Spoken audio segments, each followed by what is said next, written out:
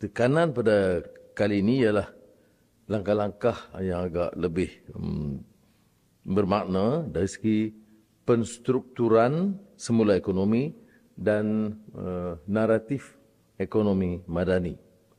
Kita mula dengan suatu pembentangan teliti oleh Bank Negara Malaysia tentang kedudukan ekonomi sekarang, kelemahannya, kekuatannya dan beberapa langkah baru yang harus diambil untuk memastikan ekonomi kita di tahap yang lebih kukuh dan pelaksanaan dasar yang berkesan.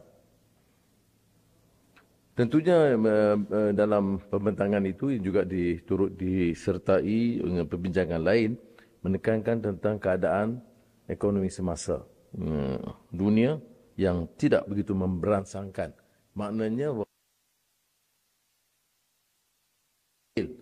untuk mengimbangi kelemahan ekonomi global. Kedua, tentang reformasi ekonomi yang akan diputuskan dalam mesyuarat akan datang yang memastikan kewujudan ekonomi bernilai tinggi yang mampan, menambah baik liputan keselamatan sosial melalui pendekatan pengupayaan rakyat dan reformasi pasaran kerja. Ini selari dengan langkah yang kita ambil baru-baru ini bila kita bicarakan soal penumbuhan data pemerintah yang mencakup semua bidang. Ini disebut padu. Ya.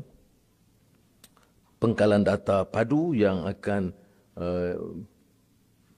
sekurang-kurangnya mengumpul semua data yang kadang-kadang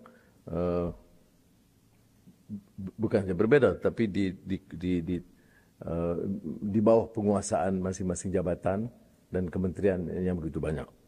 Tetapi ini juga selagi dengan tindakan kita yang sebelumnya dalam soal tarif elektrik, yang alhamdulillah disambut baik walaupun cuba dipermainkan oleh setengah pihak. Kerana tarif elektrik itu naik hanya bagi syarikat-syarikat besar dan hanya bagi rumah-rumah kelompok yang kaya di peringkat teratas. Tidak langsung membebankan rakyat. Berbeza dengan cadangan kerajaan terdahulu yang mahu menaikkan taraf kadar elektrik bagi semua rakyat. Ini harus difaham. Ya. Maknanya prinsip inilah akan dipakai bila kita sebut penyusunan semula ataupun rasionalisasi subsidi. Jadi tidak boleh orang permainkan isu ini kerana seperti mana kita lakukan untuk tabung haji dan juga elektrik, prinsip yang sama akan digunakan pakai.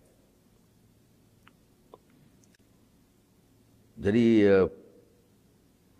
hala 7 peralihan tenaga tentang National Energy Transition Roadmap itu juga kita akan teliti dan akan bentangkan sebelum pengenalan suatu program dan dasar peralihan tenaga yang juga menjadi suatu keutamaan sekarang, memindah daripada teknologi mempunyai kesan sampingan dari sudut persekitaran. Baik, kita cuba meluncurkan naratif ekonomi madani ini menjelang Ogos 2023. Sementara itu, beberapa dasar segera yang terpaksa dilaksanakan akan diteruskan. Tetapi kepentingan naratif ekonomi ini adalah untuk memberikan suatu panduan yang jelas hala 7 dan memudahkan tindakan oleh kementerian-kementerian dan jabatan-jabatan berkenaan. Terima kasih. Okey? Boring.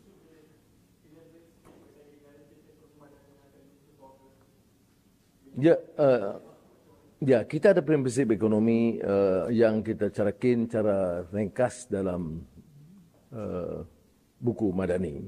Tetapi Kementerian Ekonomi dan kementerian yang terlibat dan juga sektor swasta bila ada proses libat urus ini, tentu akan menentukan beberapa dasar yang kita sebut tadi, soal pengguna tenaga, soal keutamaan pelaburan dan soal ekonomi hijau dan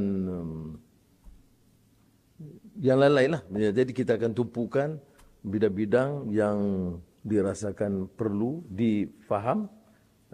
Naratif ini akan berkerangka besar, umum dan disusuli dengan beberapa tiang nadi ekonomi yang dijelaskan secara berperingkat.